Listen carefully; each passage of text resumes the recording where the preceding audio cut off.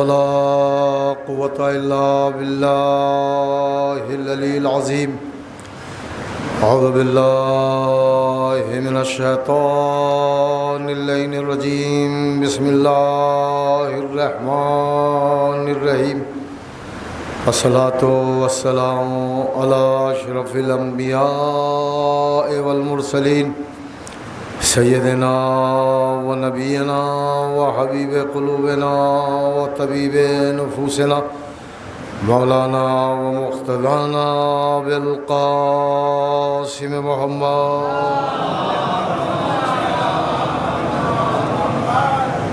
وآله الطيبين الطاهرين المعصومين المظلومين المنتخبين المنتجبين ولعنة الله على أعدائهم أجمعين. أما بعد فقد قال الله الحكيم في كتابه المجيد وهو أصدق الصادقين وقوله الحق. بسم الله الرحمن الرحيم. وقرنا في بيوتكن ولا تبرجنا تبرج الجاهلية الأولى وأقمنا الصلاة وآتينا الزكاة وأطعنا الله ورسوله إنما يريد الله ليذهب عنكم الرجس أهل البيت ويطهركم تطهيرا.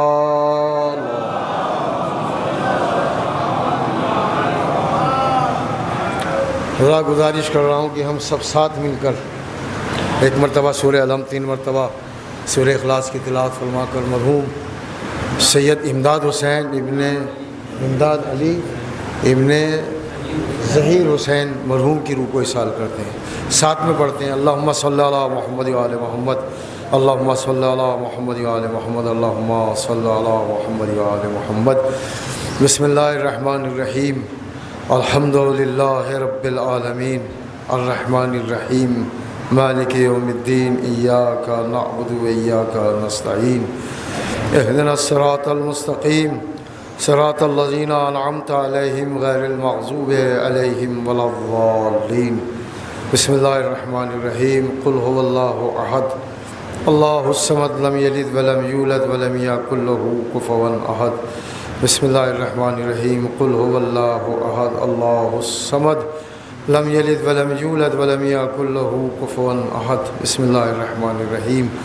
قل هو اللہ احد اللہ الصمد لم یلد ولم یولد ولم یکن له کفوا احد. اللہم صل علی محمد وآل محمد، اللہم صل علی محمد وآل محمد، اللہم صل علی محمد وآل محمد. ان سوروں کا ثواب چہردہ معصومین علیہ السلام کی خدمت میں نظر کرتا ہوں، ہدیہ کرتا ہوں، پیش کرتا ہوں. اس کے عوض جو ثواب حاصل ہو مرحوم امداد علی ابن ظہیر حسین کی روح کو ایصال کرتا ہوں. قربۃ الی اللہ.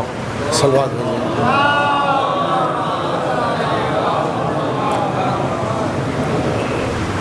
عزیزان ولایت، بغیر کسی مقدمے کے میں اپنی گفتگو کو آیت کے ذیل میں کچھ اس طرح شروع کرنا چاہوں گا. میں نے جو آیت کریمہ آپ کی خدمت میں نظر سماعت کرنے کا شرف حاصل کیا ہے، جسے ہم آیت تطہیر کے نام سے جانتے ہیں، اس آیت کے بارے میں جتنا بیان ہونا چاہیے تھا اتنا بیان ہوا نہیں. ہر کام میں بہت ساری چیزیں ہوتی ہیں، بڑی دشواریاں بھی ہوتی ہیں. مجلس پڑھنا بھی ایک ذمہ داری ہے، اور یہ ذمہ داری سے بھرا ایسا کام ہے کہ جس میں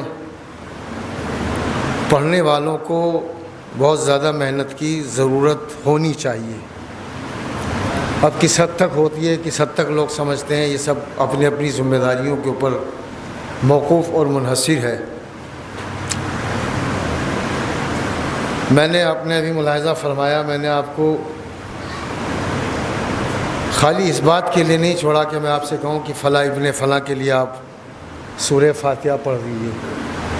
حالانکہ یہ چلن، یہ رواج اتنا عام ہو چکا ہے، میں جہاں سے میں نے شروع کیا ہے وہاں سے میری مجلس شروع ہے، ایسا نہیں ہے کہ میں وقت گزار رہا ہوں۔ اگر آپ غور فرمائیں گے تو آیت کے پڑھنے کے بعد سے ہی میری مجلس شروع ہے۔ میں نے آپ سے یہ نہیں کہا، آپ کے اوپر نہیں چھوڑا کہ فلاں ابن فلاں کے لیے سورہ فاتحہ پڑھ دیجیے، جبکہ یہ چیزیں اتنی عام ہو چکی ہے کہ ذاکر جیسے ہی یہ کہتا ہے، اس کو پتہ ہے، سامعین کو پتہ ہے کہ مولانا یہ کہنے والے ہیں، ابھی مولانا کا جملہ مکمل بھی نہیں ہوتا ہے اور لوگ بسم اللہ الرحمن الرحیم الحمدللہ رب العالمین۔ بتائیے میں صحیح پڑھ رہا ہوں کہ نہیں، صحیح کہہ رہا ہوں کہ نہیں؟ میں یہ بھی نہیں کہہ رہا ہوں کہ یہ رسم غلط ہے، نہیں، یہ کام اتنا ہوا ہے کہ لوگوں کو عادت ہو چکی ہے کہ مولانا آپ جو کہیں گے وہ یہ کہیں گے، لہذا ان کے کہنے سے پہلے، ان کا جملہ پورا ہونے سے پہلے، میں کچھ پڑھ رہا ہوں آپ سمجھ رہے ہیں، ان کا جملہ پورا ہونے سے پہلے ہم اس کام کو کر دیتے ہیں۔ آپ ذرا دیکھیے گا میں بات کیا کہنے جا رہا ہوں، یعنی یہ کام تو کرنا ہی ہے۔ ابھی وہ جذبہ سامنے نہیں آیا جو سورہ فاتحہ پڑھنے کے لیے بیدار ہونا چاہیے تھا۔ یعنی آپ کے ذہن میں یہ ہے، سامعین کے ذہن میں ہے، بھائی مولانا کو یہی تو کہنا ہے، تو قبل اس کے 1-2 منٹ ہم کیوں ادھر ادھر برباد کریں؟ مولانا نے بس اتنا کہا کہ میں گزارش کر رہا ہوں کہ سورہ فاتحہ فلاں ابن فلاں، تو ادھر سے شروع ہو جاتے ہیں بسم اللہ الرحمن الرحیم۔ میں یہ بھی نہیں کہہ رہا ہوں کہ یہ غلط ہے، لیکن بہتر یہ ہے کہ اگر مجلس پڑھنے والا خود بھی پڑھے بآواز بلند، اگر بات سمجھ میں آ جائے۔ میری مجلس بس اسی طرح کی ہے زان گرامی، میں آپ کے سامنے نہ زیادہ چیخ پاؤں گا نہ زیادہ چلا پاؤں گا، میں بڑی سینسیٹیو اور سنجیدہ باتیں ہیں جہاں آپ کو تھوڑی دیر بعض جگہوں پر خاموش رہنا پڑے گا، اور میں یہ سمجھتا ہوں کہ مجلس بس انہی 2 لفظوں کے درمیان کا نام ہے۔ اگر نہیں جانتے تو علم آ جائے، اور جانتے ہیں تو اس کے اوپر عمل کرنے لگے، بس انہی 2 چیزوں کا نام مجلس امام حسین صلی اللہ علیہ وسلم ہے۔ تو میں نے یہ کوشش اس لیے کی ہے، اور میں جہاں کہیں پر بھی جاتا ہوں، اب میں یہ نہیں کہہ رہا ہوں کہ میں کہاں جاتا ہوں، میں جہاں بھی جاتا ہوں میں نے 10-12 سال سے یہ کوشش کی ہے، اور میں تقریباً جہاں پہ بھی جا رہا ہوں میں اس بات کو بتا اس لیے دیتا ہوں تاکہ لوگوں کے درمیان یہ جذبہ بیدار رہے۔ میں اس امام بارگاہ میں 10-12 سال پہلے یہ ہمارے بھائی توصیف صاحب بیٹھے ہیں، بھائی اقبال صاحب، ان کے ماحوزات بھائی کی مجلس پتہ نہیں برسی کی تھی یا 40ویں کی تھی، بہرحال سویم کی مجلس تھی، تب میں یہاں پر آیا تھا، تب میں یہ کام نہیں کرتا تھا جو میں نے آپ کے سامنے آج کیا ہے۔ آپ سوچیں خدا کے لیے، پڑھنے والوں کو بھی سوچنا چاہیے کہ ہمیں تعریف ان سے نہیں لینی ہے جو سامنے بیٹھے ہیں، تعریف اس امام سے لینی ہے جو پردے کے پیچھے بیٹھا ہوا ہے۔ اگر یہ خلوص رہا، اگر یہ سنجیدگی رہی، اگر یہ عدالت رہی، اگر یہ حقانیت رہی، تو میں سمجھتا ہوں کہ مجلس ہی درسگاہ ہے، اور وہ درسگاہ ہی مجلس امام حسین صلی اللہ علیہ وسلم کہی جائے۔ میں نے یہ کام کیوں شروع کیا؟ میں بہت سارے چہرے ایسے دیکھ رہا ہوں جن کے بارے میں یہ کہہ سکتا ہوں 90% کے یہ مہمان ہیں۔ غور فرمائیے گا، ظاہر سی بات ہے ہمارے جو حالات ہیں آج کل کے تناظر میں، دیکھیے گا آپ سوشل میڈیا سے جڑے ہوئے ہوں گے، کوئی کسی چینل کو پسند کرتا ہوگا، کوئی کسی پترکار کو پسند کرتا ہوگا، جو جیسے بھی جہاں پر بھی سنتا ہے خبریں، اس کو نظر میں رکھ کے میری ان باتوں کو سنیں۔ ہمارے حالات صحیح نہیں ہیں، ہمارے اقتصادی حالات خراب ہیں، ہمارے کاروباری حالات خراب ہیں۔ کیا مجلسوں میں ان چیزوں کو نہیں پڑھنی چاہیے؟ اصل میں ہماری بے توجہی یہیں سے شروع ہوتی ہے۔ ہم نے صرف یہ سمجھ لیا ہے کہ اگر نماز کا بیان ہوگا تو مجلس ہوگی، روزے کا بیان ہوگا تو مجلس ہوگی، جبکہ اسلام یہ کہتا ہے بیان ایسا ہونا چاہیے تمہاری دنیا بھی سدھرتی چلی جائے، تمہاری آخرت بھی سنورتی چلی جائے۔ اور اگر ایسا نہیں ہے تو آپ رسماً مجلس پڑھ رہے ہیں، ثواب ملے گا، فرش عطا بچھیے، لوگ آئیں گے، مولانا آئیں گے، بیان کریں گے، اور تمام کام ہوتے رہیں گے۔ میں آپ کے سامنے یہ عرض کر رہا ہوں کہ ہمارے اقتصادی حالات خراب ہیں کہ نہیں؟ میں ان چند لوگوں کی بات نہیں کر رہا ہوں جن کے حالات بہت اچھے ہیں، ان کی نہیں بات کر رہا ہوں، نارملی میں بات کر رہا ہوں۔ ہمارا نہ کاروبار ہے، ہمارے پاس نہ اقتصادی کوئی ایسا ماحول فراہم ہے کہ جو ہم اپنے بچوں کو اچھی تعلیم دے سکیں، بڑی اچھی اور اعلیٰ تعلیم ہم اپنے بچوں کو بڑھا سکیں، کچھ بھی نہیں ہے ہمارے پاس۔ میں اخلاقی گراوٹ کی بات نہیں کر رہا، میں کیریکٹر لوز ہونے کی بات نہیں کر رہا، ہماری آنکھیں خراب ہو چکی ہیں، میں اس کی باتیں نہیں کر رہا، ہماری زبان بک چکی ہے، ہم اس کی بات نہیں کر رہے ہیں، ہمارا کیریکٹر خراب ہو چکا ہے، میں اس کی بات نہیں کر رہا ہوں، وہ تو ہے ہی، میں اس کی بات کر رہا ہوں کہ ہمارے باغ کھانے کے لیے بہترین نہیں ہے، پہننے کے لیے بہترین نہیں ہے۔ اب یہ بھی عجیب و غریب جملہ ہے، میں عرض کرنا چاہتا ہوں، یہ جو علماء بیٹھے ہیں ان سے معذرت کے ساتھ، اور یہ جو مجلس میں بزرگوار بیٹھے ہیں ان سے بھی معذرت کے ساتھ، جو اس مجلس میں نوجوان بیٹھے ہیں میں ان کے لیے ایک میسیج دینا چاہتا ہوں۔ میں اچھے اور خراب کی جو بات کر رہا ہوں، میں یہ نہیں کہنا چاہتا ہوں کہ اب آپ 2000 روپے والا کپڑا پہنیے یا 5000 والا لباس پہنیے۔ میں یہ بتانا چاہتا ہوں کہ ہم میں کتنے ایسے ہیں کہ جن کی رزق بھی حلال ہے، جن کا لباس بھی حلال ہے، جن کی نگاہیں بھی پاک ہیں، جن کا کیریکٹر بھی صحیح ہے، جن کا سوچنے کا انداز بھی صحیح ہے۔ یاد رکھیے گا عزیزان گرامی، اتنی مجلسیں ہوتی ہیں اور اتنی مجلسیں ہوں گی، اور روزانہ مجلسوں میں اضافہ ہوتا جا رہا ہے۔ کہیں کہ آج 40 میں اضافہ ہو گیا، کسی کے یہاں 40 کا اضافہ ہو گیا، مگر اتنی مجلسیں ہونے کے بعد نہ ہمارے عمل میں سدھار ہے، نہ ہماری نیت میں سدھار ہے، نہ ہمارے کیریکٹر میں سدھار ہے، بلکہ یہاں تک حد ہو گئی چچا بھتیجے سے الگ ہے، بھانجا ماموں سے الگ ہے، خاندان خاندان سے جدا ہے۔ اس کا مطلب یہ ہے عزیزان گرامی، پڑھنے والوں نے رزق حلال کا خیال نہیں کیا اور نہ حرف حق پڑھنے کا خیال کیا ہے۔ ایک صلوات بھیجے محمد آل محمد۔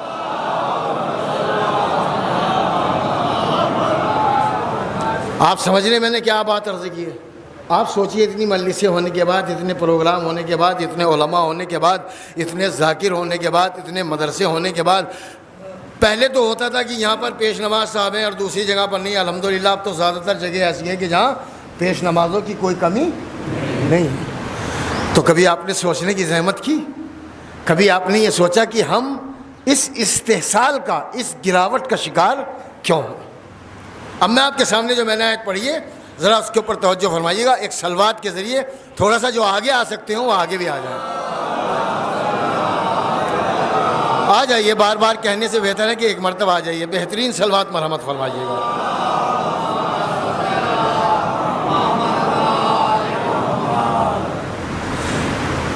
میں نے جو آیت تطہیر پڑھی ہے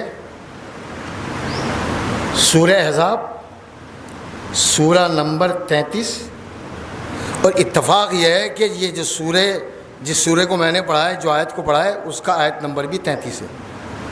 آپ اگر متوجہ ہیں تو پھر سے سن لیجئے دوبارہ تاکہ آپ کو آسانی رہ جائے۔ سورے کا نمبر بھی 33 ہے اور آیت کا نمبر بھی 33 ہے۔ بہت غور سے سنیے گا، میری طرف سے آپ کو پوری آزادی ہے کہ آپ چاہے تعریف کا ایک لفظ نہ کہیے گا، مگر آیت کو سمجھ لیجیے۔ گمبھیر معاملہ ہے، خالی ترجمہ کرنے سے کام نہیں چلے گا۔ آیت کے نشیب اور فراز کو دیکھیے۔ جب آیت تطہیر اہل بیت علیہ السلام کی شان میں نازل ہوئی تو اب لوگوں نے یہ کوشش کرنے کا بیڑا اٹھایا کہ اہل بیت میں کچھ شخصیات کو داخل کر دیا جائے۔ یہ آپ جانتے ہیں پرانا مسئلہ ہے کہ ازواج بھی اس میں داخل ہیں، اس میں نبی کی بیویاں بھی داخل ہیں، اور کو بھی داخل کر لیجیے، لیکن عامہ اور خاصہ میں وہ ورڈنگ دے رہا ہوں تاکہ آپ کو اگر یہ لفظ پہلے سے بولی جاتے تو پھر سمجھانے کی ضرورت نہ پڑتی۔ عامہ یعنی برادران اہل سنت کی روایت، خاصہ یعنی برادران اہل تشیع کی روایت۔ تو یہ ٹیکنیکل الفاظ ہیں، کاش ان کو بولا جاتا تو پھر مجھے کہنے کی ضرورت نہ پڑتی۔ عامہ کی روایت میں اور خاصہ کی روایت میں، سنی اور شیعہ دونوں کی روایتوں میں متفق علیہ فیصلہ ہے کہ اس آیے کریم میں اہل بیت علیہ السلام سے مراد محمد ہیں، علی ہیں، فاطمہ ہیں، حسن ہیں اور حسین ہیں۔ متفق فیصلہ، یہ میں نے آپ کو روایتی مجلس سنا رہا ہوں میں عزیزان گرامی۔ بعض لوگوں نے یہ کہا کہ نہیں، اس میں تو ہمارے اصحاب کی شان میں کمی ہو جائے گی، تو ایک نیا شوشہ چھوڑا گیا کہ اس میں ازواج کو داخل کر لیا جائے، اس میں اصحاب کو داخل کر لیا جائے۔ میں جو بات آپ کے سامنے پیش کرنا جا رہا ہوں تھوڑا سا گہرائی میں جائیے گا، تب آپ کو انشاءاللہ بڑا لطف آئے گا۔ اچھا، اگر داخل کر لیا جائے تو قباحت کیا ہے؟ اگر داخل کر لیا جائے تو قباحت کیا ہے؟ اب میرے سامنے جو لوگ بیٹھے ہیں، بڑی بڑے علماء کو سنا ہے، میں ان کو تھوڑا سا اپنے سے قریب کرنے کے لیے ایک جملہ کہنا چاہتا ہوں۔ جب نبی کے گھر میں بہت سارے لوگ ایسے داخل ہو گئے کہ جن کے بارے میں ہم یہ کہتے ہیں کہ یہ کیسے ہو گیا، تو اگر آیت میں داخل کر لیں گے تو کون سا نقصان ہے بھائی؟ اس سے زیادہ لوگوں کا ادب بھی تو ملحوظ خاطر ہے نا۔ یہ ممبر ہے، اس پہ کوئی ایسی زبان تو نہیں بول سکتے نا۔ یعنی آپ دیکھیے نبی کی ازواج کو ملاحظہ فرما لیجئے، نبی کے جو ظاہری خلیفہ ہیں دنیا والوں نے بنائے ہیں، آپ سمجھ رہے ہیں میں کیا پڑھ رہا ہوں، ان کو بھی آپ دیکھ لیجئے۔ تو پھر اگر اہل بیت علیہ السلام والی آیت میں اگر ان کو داخل کر لیا جائے تو میں سمجھتا ہوں کہ جھگڑا ختم ہو جائے گا۔ میں بات صحیح کر رہا ہوں کہ نہیں؟ جھگڑا ختم ہو جائے گا۔ مگر یہ بات جب صحیح تھی جب یہ کام اللہ نے ہمارے اوپر چھوڑا ہوتا۔ کچھ پڑھ رہا ہوں آپ کے سامنے، میں یہ کہہ رہا ہوں، چیلنج نہیں کر رہا ہوں، نہ میں دعویٰ کر رہا ہوں، اور نہ میں اپنی کسی بزرگوار کے لیے کبھی کوئی جملہ پڑھتا ہوں میرے اندر اتنی ہمت، اتنی طاقت، اتنا علم، اتنا ادب، اتنی شرافت، اتنا لہجہ اور اتنا مطالعہ نہیں ہے کہ میں اپنے بزرگوار کے لیے کچھ پڑھوں اور اپنے مولانا کے لیے کچھ پڑھوں۔ یہ قوم کے نوجوان بیٹھے ہیں نا، میں ان کو بتانا چاہتا ہوں کہ قرآن مجید سے مطالعہ رہنا چاہیے۔ اللہ نے کہا اگر یہ ذمہ داری میں نے تمہیں سونپی دی ہوتی تو جب تو ٹھیک تھا۔ اب میں دیکھوں گا اسی جملے سے میری مجلس کا صحیح معنی میں قرآنی اعتبار سے آغاز۔ اللہ نے کہا تم لڑتے کیوں ہو، تمہیں جھگڑا نہیں کرنا چاہیے۔ اہل بیت میں ازواج رسول آئیں گی کہ نہیں، اصحاب رسول داخل ہوں گے کہ نہیں، یہ تمہارے اوپر نہیں ہے، یہ کسی صحابی کا بھی کام نہیں ہے۔ اور نیچے آ جاؤ، یہ کسی مجتہد کا بھی کام نہیں ہے۔ اور نیچے آ جاؤ، یہ کسی مولانا کا بھی کام نہیں ہے۔ اور نیچے آ جاؤ، یہ کسی ذاکر کا بھی کام نہیں ہے۔ اور نیچے آ جاؤ، یہ کسی محقق کا بھی کام نہیں ہے۔ یہ کام تو میں نے کیا ہے۔ اگر کاش میرا جملہ واضح ہو جائے، ہم نے کوئی کام تمہارے اوپر چھوڑا ہی نہیں۔ نبی ہم بنائیں گے، خلیفہ ہم بنائیں گے، اصحاب ہم بنائیں گے، توجہ رکھیے، سب کچھ ہم کریں گے، ہم نے تمہارے اوپر چھوڑا نہیں۔ ہم نے تمہیں بنانے کا حق نہیں دیا، ماننے کا حق دیا ہے۔ دیکھیں ہمارے جو سادات کرام بیٹھے ہوئے ہیں نا، دیکھیں میں آپ کو ایک بات بتا دوں، میں پوری دنیا کا مالک بن جاؤں، آج کل سب سے بڑا صدر کون ہے؟ وہ ہے جسے ہاتھوں سے نہیں کہا ہے، انگلیوں سے پکڑا ہوا ہے، جکڑا ہوا ہے، مجھے وہاں کا کوئی صدر بنا دے، پوری دنیا کا صدر بنا دے، لیکن میں چاہوں سید بننا تو سید نہیں ہو سکتا۔ کیا بڑھو بھائی، آپ جملہ سنیے گا عزیزان گرامی، جب اللہ سید بنانے کی اجازت نہیں دیتا تو خلیفہ بنانے کی اجازت کیسے دیتا؟ صلوات بھیجئے محمد آل محمد پر۔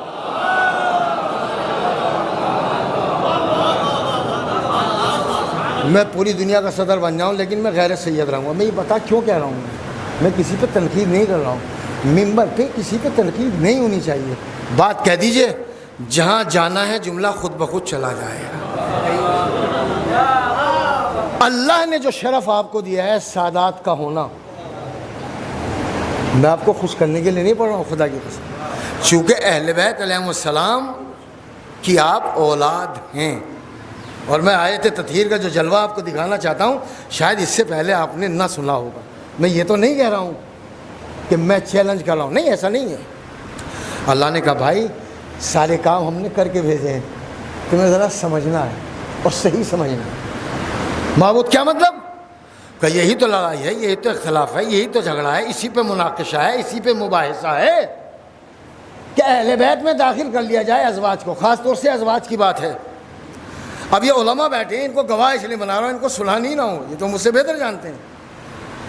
اہل بیت، اس کا ترجمہ سن لیجئے، اہل بیت کا ترجمہ یہ ہے، بالکل آسان سے ترجمہ، گھر والے۔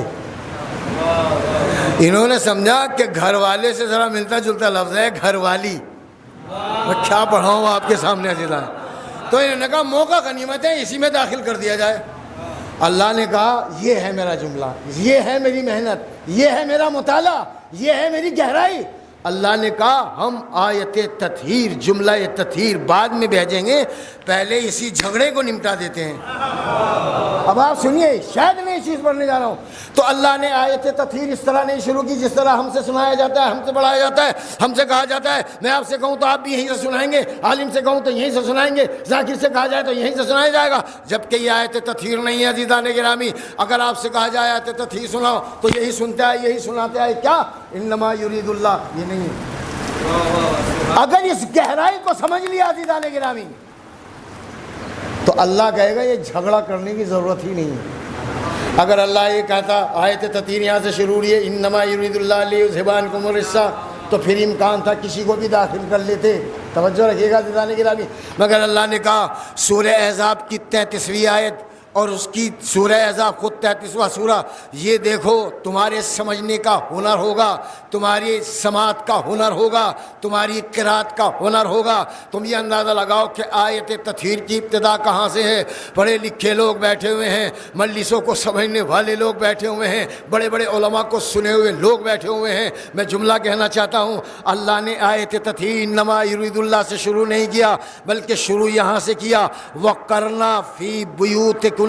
مسلمانوں بڑا تمہیں شوق ہے کہ نبی کی ازواج کو داخل کر لیا جائے، اللہ نے پہلے ہی پہرا بٹھا دیا. پہلا ہی جملہ دیکھیے گا وَقَرْنَا فِي بُيُوتِكُنَّ. اے نبی کی بیویوں اپنے اپنے گھروں میں بیٹھے رہنا. نہیں سمجھے یا میں سمجھا نہیں پا رہا ہوں؟ اپنے اپنے گھروں میں بیٹھے رہنا، اس کا مطلب یہ ہے یہ جملہ کہنے کے بعد آیت تطہیر کو نازل کرنے کا مقصد یہ ہے، اللہ یہ بتانا چاہ رہا ہے کہ اہل بیت میں وہ داخل نہیں ہوں گی جو گھر سے باہر نکل جائے. ایک صلوات بھیجے محمد آل محمد پر.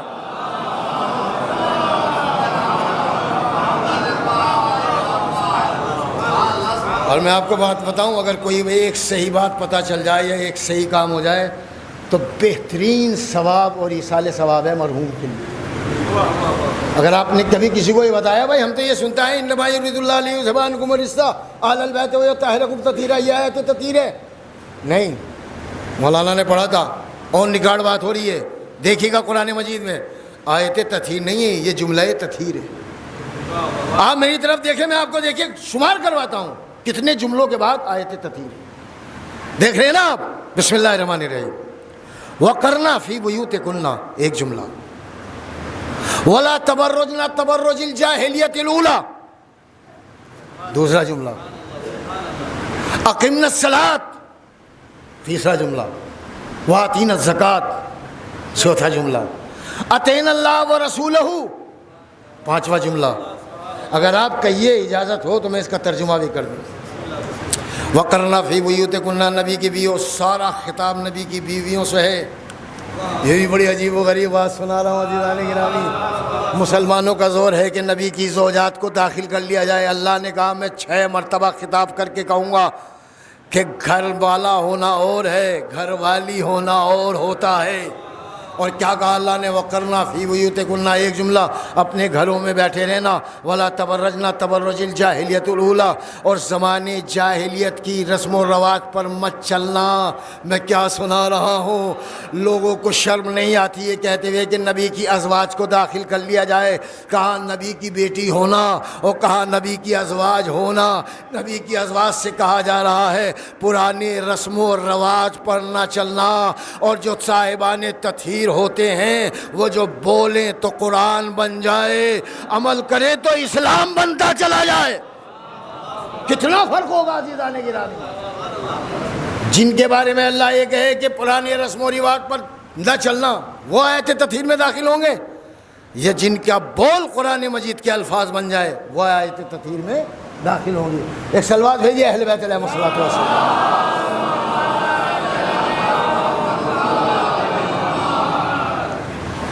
یہ آیت ہے جناب جو میں نے آپ کے سامنے پڑھی ہے. اس کے بعد یہ باتیں کہنے کے بعد اب اللہ کہتا ہے انما یرید اللہ لیذھب عنکم الرجس اہل البیت ویطہرکم تطہیرا. اب آتی ہے اس پر ہمارے سماج میں جہاں بہت ساری خرابیاں ہیں.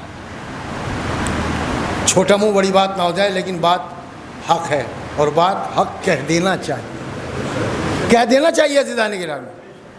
زیادہ سے زیادہ یہی ہوگی نا کہ تعریف نہیں ہوگی. سارا معاملہ تو اسی تعریف کی چاہت نے خراب کر دیا. کہتے ہیں صاحب ہم وہاں مجلس پڑھنے جا رہے ہیں، وہاں کے لوگوں کا مزاج کیا ہے. یہ نہ دیکھو کہ وہاں کے لوگوں کا مزاج کیا ہے. ہندوستان کے ایک بہت بڑے خطیب نے ایک بات کہی تھی. انہوں نے کہا تھا اور میں نے ان سے خود سنا تھا. انہوں نے کہا خطیب ویسا ہونا چاہیے کہ اس نے جو محنت کی ہے اسے منوانے کا ہنر ہونا چاہیے. میں اگر میرا پور میں جا رہا ہوں، میں اگر کیتھوڑ میں جا رہا ہوں، میں اگر مظفر نگر میں جا رہا ہوں، وہاں کے لوگوں کو کیا پسند ہے اگر ایسا پڑا تو اس کا مطلب یہ ہے کہ آپ وہ بات نہیں کہہ سکتے جو بات آپ کو کہنا چاہیے. اگر آپ حاضر ہیں تو میں آپ کے سامنے پھر قرآن مجید کی ایک آیت کا نذرانہ آپ کے سامنے پیش کرتا ہوں. بسم اللہ الرحمن الرحیم. وَإِذَا قُلْتُمْ فَاعْدِلُوا وَلَوْ كَانَ ذَا قُرْبَىٰ. ترجمہ سنیے گا. نقطہ لگانے کی تو ضرورت ہی نہیں ہے, نقطہ نہ لگائے تو بہتر ہے, اس لیے کہ قرآن مجید خود کچھ نکات کا مجموعہ ہے. الگ سے نقطہ لگانے کی ضرورت کہاں ہے؟ 4 آدمی میں اگر کہیں پر آپ کو بلا لیا جائے, کسی معاملے پر کوئی بحث ہونی ہو, کوئی فیصلہ ہونا ہو, تو الحمدللہ یہاں پر جتنے بیٹھے ہیں مجھے لگتا ہے کہ ان میں کسی میں ایک ایسی خراب عادت نہیں ہوگی. مگر اکثر دیکھا گیا کہ جس کو بھی بلایا جاتا ہے, بھائی فلاں کا معاملہ آ جائیے گا, فلاں کا معاملہ آ جائیے گا. میں بھی گیا, میرے ان میں سے کوئی رشتہ دار تھے, آپ کے ان میں سے کوئی آپ کا رشتہ دار تھا. اب وہاں پر بیٹھے ہوئے ہیں, حرف حق کہنے سے کترا رہے ہیں, سچ بات کہنے سے کترا رہے ہیں. دیکھیں بات میں اگر دم ہو تو تعریف کر دیجیے گا, میری تعریف نہیں ہوگی, قرآن مجید کی تعریف ہوگی. میں تو آیت سنا رہا ہوں نا آپ کو. بسم اللہ الرحمن الرحیم. وَإِذَا قُلْتُمْ, اللہ کہہ رہا ہے جب تم گفتگو کرو, یعنی ایسا نہیں ہے کہ جب تم خاندان میں بیٹھو تب نہیں, جب تم اپنی برادری میں بیٹھو تب نہیں, جب تم اپنے بچے کے بارے میں بات کرو تب نہیں, اپنے بھانجے کے بارے میں بات کرو تب نہیں, اپنے بھتیجے کے بارے میں بات کرو تب نہیں, اپنی سسرالیوں کے بارے میں بات کرو تب نہیں. آزاد. وَإِذَا قُلْتُمْ, جب بھی تم گفتگو کرو تو حق گفتگو کرو, جب بھی گفتگو کرو. اور آپ کو زیادہ مزہ نہیں آیا, میں بھی سمجھ رہا ہوں, آپ کی تعریف کی اسپیڈ سے میں سمجھ رہا ہوں, آپ کو مزہ اتنا نہیں آیا, آپ کو لطف اتنا نہیں آیا جتنا آنا چاہیے تھا. اور میں آپ کو قرآن مجید کی اس آیت کا آخری جملہ سنانا چاہتا ہوں. آپ حاضر ہیں تو میں سنا دوں آپ کو. اللہ کہہ رہا ہے کہ جب بھی گفتگو کرو تو سچ بولو, حق بولو. وَلَوْ كَانَ ذَا قُرْبَىٰ, چاہے تمہارے رشتہ داروں کے خلاف ہی کیوں نہ ہو جائے. بس صلوات بھیجے محمد آل محمد پر.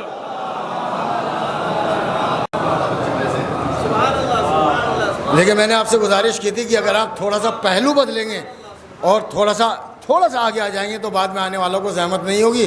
اگر آپ میری بات پر ترس کھا رہے ہیں تو تھوڑا سا, بھائی جو آگے بیٹھے ہیں وہ تو آگے بیٹھے ہی ہیں, جو پیچھے بیٹھے ہیں میں ان سے گزارش کر رہا ہوں. توجہ فرمائی آپ نے جزانے گرامی. مجلس میں باتیں وہ پڑھنی چاہیے جو دور حاضر سے متعلق ہوں. سمجھ رہے ہیں کہ نہیں؟ میں یہ نہیں کہہ رہا ہوں کہ جنگ خیبر نہیں پڑھنی چاہیے, نہ میں یہ کہہ رہا ہوں کہ کوئی جنگ نہیں پڑھنی چاہیے, یہ نہیں میں بول رہا ہوں. میں یہ کہہ رہا ہوں ان جنگوں میں یہ تلاش کرنا چاہیے کہ کہیں اس جیسی جنگ کا ماحول ہمارے اپنے گھر میں تو نہیں ہے. بات کہیے میں نے, اگر آپ نے سمجھنے کی کوشش کی. توجہ ہے کہ نہیں اذان گرامی؟ دیکھیں علی کی تعریف کرتے ہیں نا, مولا کائنات کی, کس میں ہمت ہے جو ان کی تعریف کرے؟ بتائیے, کر سکتا ہے کوئی؟ میں یہ نہیں کہہ رہا ہوں کہ ان کی تعریف کا حق ادا نہیں ہو سکتا, یہ نہیں کہہ رہا ہوں میں کہہ رہا ہوں ان کی تعریف کوئی کر ہی نہیں سکتا. حق ادا کرنے نہ کرنے کی بات تو بے وقوفی والی بات ہوگی. کس میں ہمت ہے؟ علم کا دریا ہو, فصاحت و بلاغت کا مالک ہو, کلام پروردگار ہو, تعریف کرنے والا, حمد و ثنا کرنے والا خود مخالق ہو, تب جا کے کہیں علی کی تعریف ہوگی. ہم جیسوں میں اتنی طاقت نہیں ہے کہ ہم علی کی تعریف کریں. اور ہم نے اگر علی کو پیش کرنا بھی چاہا تو ہمارے الفاظ کیا ہوتے ہیں یہ دیکھیے گا. اگر آپ مجھے دیکھ رہے ہیں تو میں آپ سب کو دیکھ کے ایک جملہ کہنا چاہتا ہوں. جب کسی غیر مسلمان کے سامنے مولا کائنات کی تعریف کرتے ہیں تو ہمارے کبھی کبھی الفاظ اس طرح کے ہوتے ہیں. اگر میری بات میں دم ہو تو مسکرا کے تصدیق فرما دیجیے گا.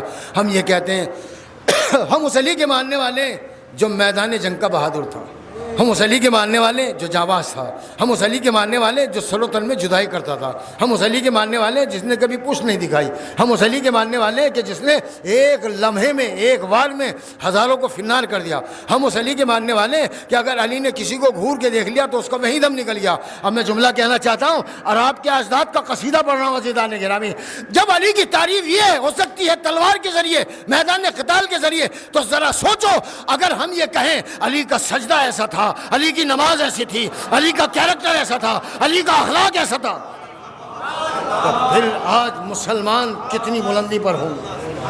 ہمیں لفظوں کا انتخاب کرنا چاہیے, ہمیں لفظوں کا صحیح انتخاب کرنا چاہیے تاکہ ہم بیان کر سکیں کہ ہم کس علی کے ماننے والے.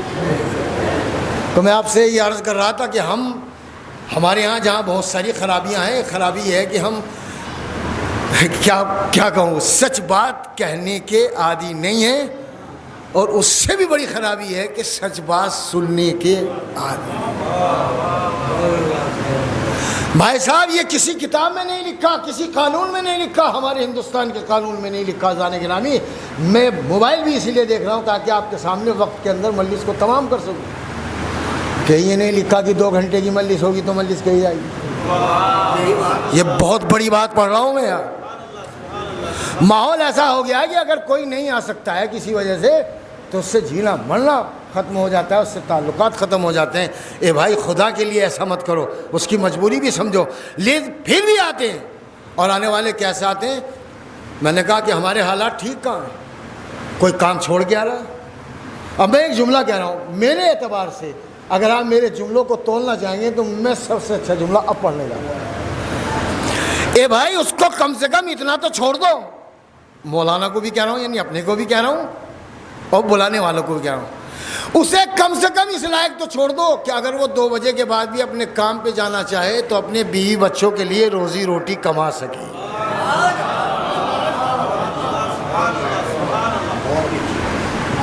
ہم جو ہیں بس اپنے پروگرام کو، میں یہاں کے لیے نہیں کہہ رہا ہوں، الحمدللہ یہاں صحیح ٹائم پہ ہوا ہے معاملہ، اور 12:30 بجے تک انشاءاللہ ختم بھی ہو جائے گا۔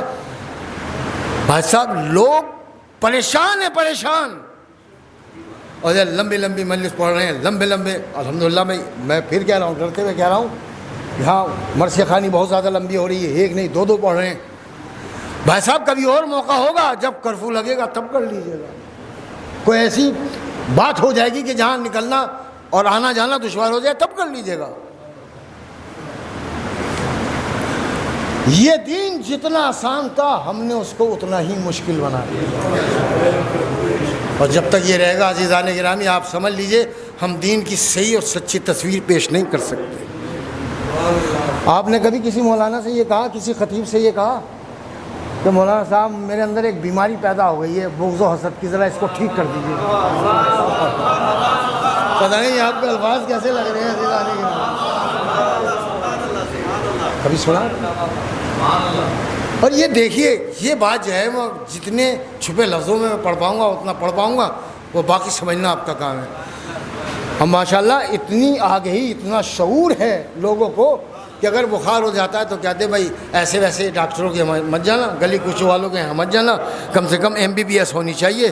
تم اپنی ظاہری جسمانی حالت کو ٹھیک کرنے کے لیے اتنی ڈگریاں دیکھتے ہو تو جو تمہاری روح کا علاج کرنے کے لیے آیا ہوگا اس کے پاس کتنا ہنر ہونا چاہیے، اس کے پاس کتنی اخلاق ہونی چاہیے، اس کے پاس کتنی بلندی ہونی چاہیے۔ ہم نماز کے لیے تو سوچتے ہیں کہ بھائی آپ کے پاس ڈگری ہے کہ نہیں، ہمیں یہ بھی تو سوچنا چاہیے کہ ہم کبھی کسی مولانا سے یہ کہیں مولانا صاحب ہمارے اندر تکبر کا مرض پیدا،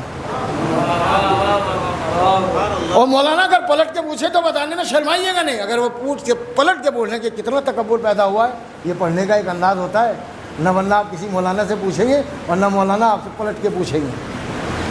مولانا نے اگر پوچھ لیا کتنا تکبر ہو گیا، بس کچھ تو اندازہ ہوگا، ہر چیز کی ایک اسپیڈ ہوتی ہے، ایک مقام ہوتا ہے، کتنا تکبر پیدا ہو گیا کہ صاحب اتنا تکبر پیدا ہو گیا اپنے دسترخوان پر غریبوں کو بلاتے نہیں، وہ یہ کہتے ہیں کہ ہمارے برابر کا نہیں، کیا پڑھاؤں میں آپ کے سامنے، یہ ہمارے برابر کا نہیں۔ بھائی صاحب اس سے زیادہ تو میں چیخ نہیں سکتا، تو چیخنے سے اگر بات میں وزن پیدا رہا ہو تو میں بھی چیخنے لگوں گا۔ میں آپ کو خالص قرآن مجید سنا رہا ہوں جانے کے نامی کہ کتنا مرض پیدا ہو گیا، کتنا تکبر پیدا ہو گیا۔ کسی نے کہا کہ فلاں صاحب میں اتنا تکبر پیدا ہو گیا ہے کہ وہ اپنے دسترخوان پر ہمیں بٹھانے کے لائق نہیں سمجھتے۔ میں ایک جملہ کہہ دوں، جو غریبوں کو اپنے دسترخوان پر بٹھانے کے لائق نہ سمجھتے ہوں انہیں دسترخوان امام حسن بچھانے کا حق نہیں۔ صلوات بھیجے محمد آل محمد پر۔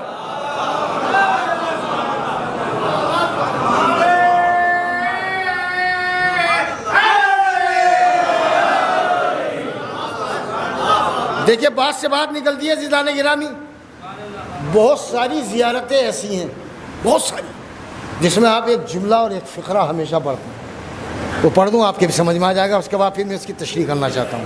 یہ میں نے بلا وجہ نہیں کہا ہے کہ جو غریبوں کو اپنے دسترخوان پر نہ بٹھا سکے اسے امام حسن کا دسترخوان بچھانے کی کوئی ضرورت نہیں ہے. بلا وجہ نہیں کہا میں نے. وہ کیوں کہہ رہا ہوں میں؟ اس لیے کہہ رہا ہوں ہم زیارتوں میں یہ جملہ پڑھتے ہیں. سید ابن طاؤس اور جناب شیخ مفید نے بھی بہت ساری زیارتوں میں اس طرح کی زیارتیں لکھی ہیں جس میں یہ جملہ آپ بار بار پڑھتے ہیں. وہ جو حدیث قصہ کی چھوٹی سی کتاب ہے اس میں بہت ساری زیارتیں ہیں, اس میں بھی یہ جملہ ہے. یہ میں اس لیے بتا دے رہا ہوں تاکہ آپ کو یقین آئے. کیا؟ اشہد انک قد اقمت الصلاۃ. ہم گواہی دیتے ہیں کہ آپ نے نماز کو قائم کیا. تو جو نماز کا پابند ہے وہ بات کہے تو صحیح بات ہے. کیا پڑھ رہا ہوں میں آپ کے سامنے. کبھی کبھی جو پنجشنبے کو اور جمعے میں جو زیارت پڑھ لیتے ہیں یا گھر کی خواتین پڑھ لیتی ہیں اور پڑھ کے سن لیتے ہیں, وہ بھی کہہ رہا ہے اشہد انک قد اقمت الصلاۃ, میں گواہی دیتا ہوں کہ آپ نے نماز کو قائم کیا. تو جو نماز نہ پڑھتا ہو وہ اماموں کی نماز کی گواہی دے گا. آپ دیکھیں میں کیا کہہ رہا ہوں. آپ نے سمجھا نہیں اس بات کو, خدا کی قسم. اگر آپ سمجھ گئے ہیں تو ذرا اظہار بھی فرما دیجیے گا. میں آپ کو میں یہ نہیں کہہ رہا ہوں کہ نئی زیارت ہے. نئی زیارت نہیں ہے, زیارت تو بہت پرانی ہے. جب سے مفاتیح الجلال میں وہ زیارت ہے وہ جب سے ہے, لیکن چونکہ ہمیں بتائی نہیں گئی, ہمیں جو بتایا گیا ہم اسی پہ لگے ہوئے ہیں بس. میں آپ کو ایک مشورہ دے رہا ہوں. یہاں جتنے لوگ بیٹھے ہیں 150 200 250 جتنے بھی لوگ بیٹھے ہیں ان میں سے اگر کسی ایک نے بھی عمل کر لیا, مجھے یقین ہے 10-12 آدمی عمل کریں گے. اور میں وہی پڑھتا ہوں عزیزان گرامی جس پر میں خود عمل کرتا ہوں. مرضی ہے آپ کی, آپ دیکھ لیجئے گا, مفاتیح الجنان میں دیکھیے گا. ایک زیارت ہے, اس زیارت کا نام ہے زیارت والدہ امام قائم ملیک دنیا و آخرت جناب نرجس خاتون. صلوات بھیجیے محمد علیہ وسلم. بہت بڑی بات سنانے جا رہا ہوں عزیزان گرامی, آپ اس کو پڑھیے گا. چھوٹی سی بات بتا دیتا ہوں. یہ جو آپ تعویذ لینے کے لیے مولاناؤں کے پاس جاتے ہیں نا, چلو مولانا کے پاس چلے جائیے پھر بھی غنیمت ہے. میں کچھ پڑھ رہا ہوں آپ سمجھ نہیں رہے ہیں آسان نہیں رہا. میں مولاناؤں کے پاس جانے, چلو انہوں نے کچھ تو پڑھا ہوگا, بس کم سے کم مدرسے میں تو رہے ہوں گے, امامہ لینے ہی کے لیے صحیح گئے ہوں. بھائی ایسا بھی تو ہوتا ہے نا کہ امامہ لینے کے لیے گئے اور آپ کم سے کم مدرسے میں تو رہے, کسی بڑے عالم کے ہاتھوں سے امامہ تو رکھوایا, کم سے کم ان کے پاس جانا. لیکن یہ جو آپ ایسوں کے پاس جاتے ہیں نا جن کے چہرے پہ داڑھی بھی نہیں ہے, اور جو ہیں وہ تسبیح اتنی شاندار تسبیح ہوتی ہے ان کی, آپ جا رہے ہیں ان کے پاس اور جانے کے بعد آپ کہتے ہیں کہ صاحب میرا کام نہیں چل رہا ہے. جملہ یاد رکھیے گا, آج ہر ایک کام نہیں چل رہا ہے. ان سے تعویذ لینے کے لیے جا رہے ہیں, انہوں نے بھی زعفران منگائی اور فلانا منگایا اور آپ کو ایسے گھیر کے. اصل میں معاملہ کیا ہے, جب تک پیسے نہیں خرچ ہوتے لوگوں کو یقین بھی نہیں آتا. میں بہت کچھ پڑھ رہا ہوں آپ کے سامنے, وہ سمجھتے ہیں کہ نہیں آسانی سے ہاتھ لگ گئے. انہوں نے کہا کہ یہ لائیے اور یہ لائیے, انہوں نے تعویذ لے جا. اب جملہ سن لیجیے, بہت دھیرے سے کہوں گا, اس کو آپ سمجھ لیجیے گا. کہ جن سے آپ تعویذ لینے کے لیے جا رہے ہیں نا, ان کا بھی کچھ کام تھا پہلے, ان کے کاروبار ٹھپ ہو گئے تو انہوں نے یہ کام شروع کر دیا. آپ پڑھاؤں آنے کے نام, یعنی جن کے کاروبار ٹھپ ہو گئے تھے آپ انہی سے کاروبار کا تعویذ لینے کے لیے جا رہے ہیں. ایسا مت کیجیے, خدا نہ کیجیے. میں دعویٰ نہیں کر رہا, نہ میں چیلنج کر رہا ہوں. آپ اس زیارت والدہ امام قائم کو پڑھیے گا. مشکل سے مشکل مجھے تو 2.5-3 منٹ لگتے ہیں, برسوں سے پڑھ رہا ہوں. آپ کو زیادہ سے زیادہ 5 منٹ لگ جائیں گے.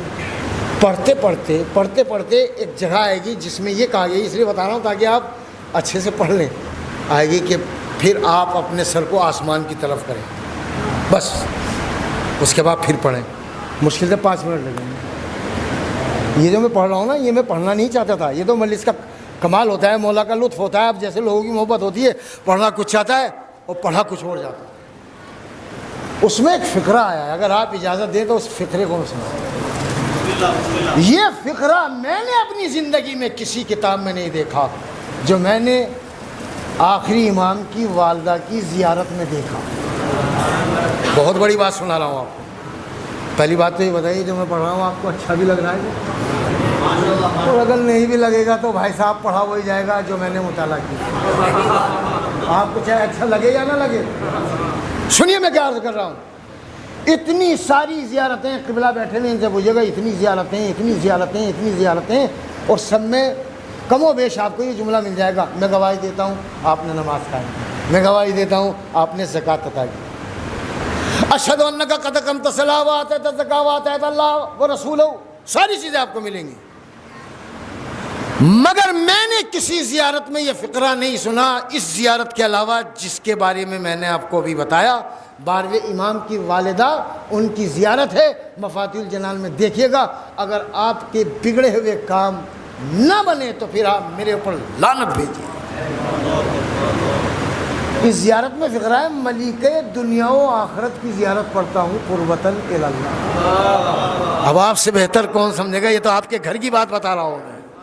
ملیکہ دنیا و آخرت، جو دنیا اور آخرت کی شہزادی ہے، اس میں ایک جملہ سن لیجیے۔ اگر آپ کو میری محنت پر ترس آ جائے تو پھر ذرا مجھے بھی سمجھا دیجیے گا کہ بات آپ تک پہنچ گئی ہے۔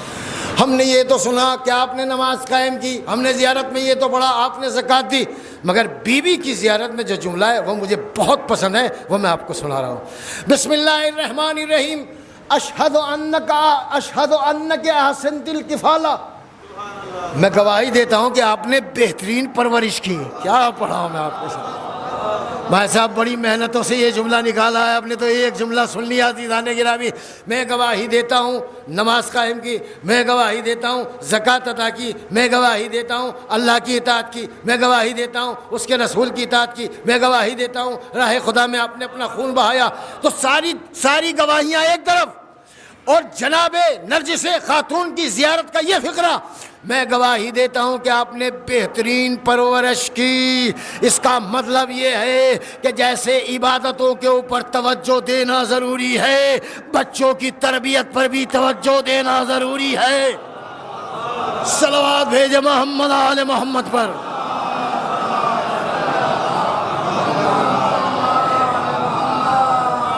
توجہ فرمائے آپ نے۔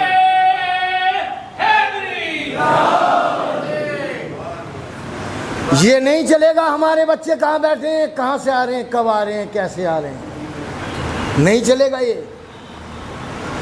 ویسے تو ہر امام کا ہمارے اوپر پورا حق ہے، مگر وقت کا اس وقت جو ہمارے امام ہیں ان کا حق ہمارے اوپر کچھ ایکسٹرا ہے۔ آخر کے 2-4 جملے کہتا ہوں، اگر آپ کو میری بات پسند آ جائے تو اس کے اوپر عمل کیجیے گا۔ جو ورتمان میں جو ہوتا ہے نا، جس کی سرکار ہوتی ہے، یا جو ورتمان آپ کے شہر کا جو ڈی ایم ہے، صاحب ہے یا صاحبہ ہے مجھے نہیں معلوم، اس کا آپ کا پالا زیادہ پڑے گا۔ جو پرانے تھے ان سے کم پڑے گا ہی نہیں۔ سمجھانے کے لیے مثال دیا عزیزان گرامی،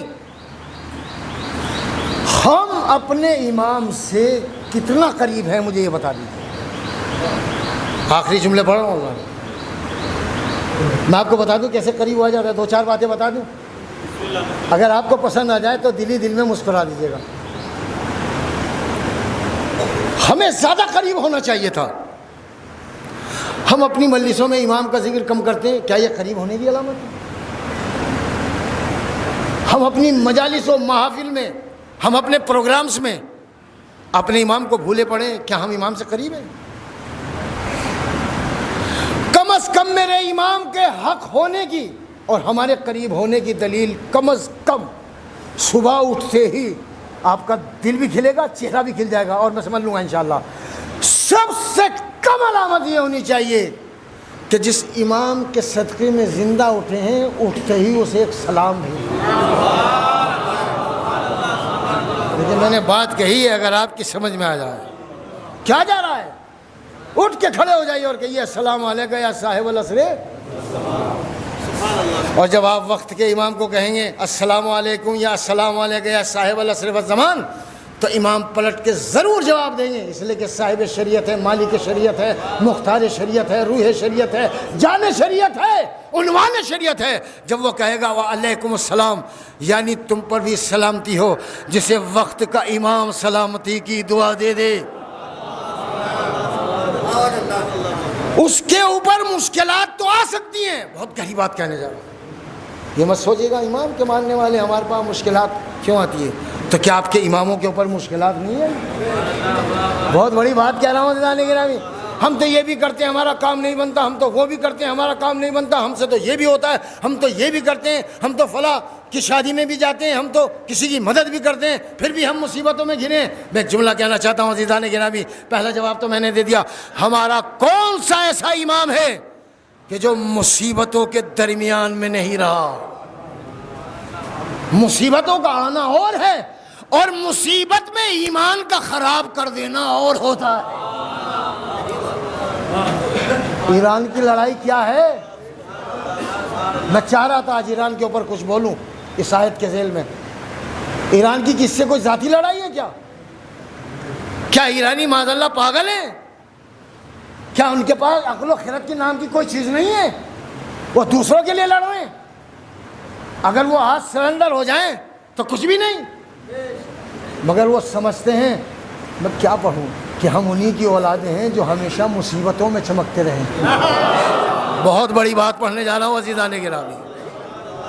دوسروں کے لیے لڑ رہے ہیں، غزہ کے لیے لڑ رہے ہیں، فلسطین کے لیے لڑ رہے ہیں، لبنان کے لیے لڑ رہے ہیں، حق و صداقت کے لیے لڑ رہے ہیں، اور انہیں ڈر نہیں ہے۔ یہ اور کیوں نہیں لڑ رہے؟ یہ اور کیوں نہیں لڑ رہے؟ اب آپ کہیں گے مولانا آپ ایسی بات کہہ رہے ہیں، میں قرآن مجید سے ثابت کروں گا، بس 1-1.5 منٹ کی بات ہے۔ اے بھائی یہ اس لیے نہیں لڑ رہے ہیں، یہ مسلمان نہیں ہیں۔ نہیں بات میں ابھی دم نہیں پیدا ہوا ہے، بات سنیے تھا نہیں رہا۔ ایران صرف اسی لیے لڑ رہا ہے کہ یہ مسلمان بھی ہے اور انہوں نے صحیح کلمہ بھی پڑھا ہے۔ یہ جو اور لڑ رہے ہیں انہوں نے صحیح کلمہ نہیں پڑھا، انہوں نے صحیح کلمہ نہیں پڑھا۔ اب میں آپ کو سورہ مزمل سے سنا رہا ہوں، میں نے مزمل نہیں کہا، مزمل کہا ہے، مزمل نہیں ہے قرآن مجید میں کوئی سورہ، مزمل، توجہ ہے کہ نہیں؟ اس میں اللہ فرما رہا ہے بسم اللہ الرحمن الرحیم، غور سے سنیے گا عزیزان گرامی، رب المشرق والمغرب لا الہ الا ہوا فاتخذہ وکیلا۔ مشرق کا مالک بھی میں ہوں، مغرب کا مالک بھی میں ہوں۔ پھر اللہ نے کہا وہ جو تم نے ماؤں کی گود میں جو کلمہ پڑھا تھا وہ کچھ اور تھا، لا الہ الا ہوا، میرے علاوہ کوئی طاقت نہیں ہے۔ اے معبود اتنا ہی کہہ دیتا بہت تھا کہ میں مشرق کا بھی رب ہوں، میں مغرب کا بھی رب ہوں، مگر یہ تو نے کلمے کی پہلی لائن کیوں سنائی، لا الہ الا ہوا؟ کہ میں اس لیے سنا رہا ہوں، زبان سے کلمہ پڑھنے والے اور ہیں، اور کلمہ جن کی عزت کرے وہ اہل بیت اور ہو۔ لا الہ الا اللہ، کوئی خدا نہیں اللہ کے سوا، فاتخذہ وکیلا، لہذا تم مجھے اپنا وکیل قرار دیں۔ اے بھائی کیسے لوگ بیٹھے ہوئے ہیں، مجھے تم اپنا وکیل، رب ہوں مشرق کا میں، مجھے وکیل بناؤ، مغرب کا رب ہوں میں، مجھے وکیل بناؤ، لا الہ الا اللہ مجھے وکیل بناؤ، محمد رسول اللہ مجھے وکیل بناؤ۔ پروردگار یہ کلمے میں وکیل کو کیوں لا رہا ہے؟ کہ یہی تو بتانا چاہتا ہوں، جن لوگوں کو تم مسلمان سمجھتے ہو نا، انہوں نے کلمہ تو پڑھا ہے، انہوں نے مجھے اللہ بھی کہا ہے، مگر مجھے اپنا وکیل نہیں مانا۔ اگر مجھے اپنا وکیل مانتے تو امریکہ کے سامنے نہ جھکتے، اور جس نے مجھے اپنا وکیل مانا اس کے پاس جیٹ طیارے بھی نہیں ہیں، مگر ایمان کی طاقت اتنی زیادہ ہے کہ وہ نہ ادھر ٹہر رہے ہیں نہ ادھر ٹہر رہے ہیں۔ صلوات بھیجے محمد آل محمد۔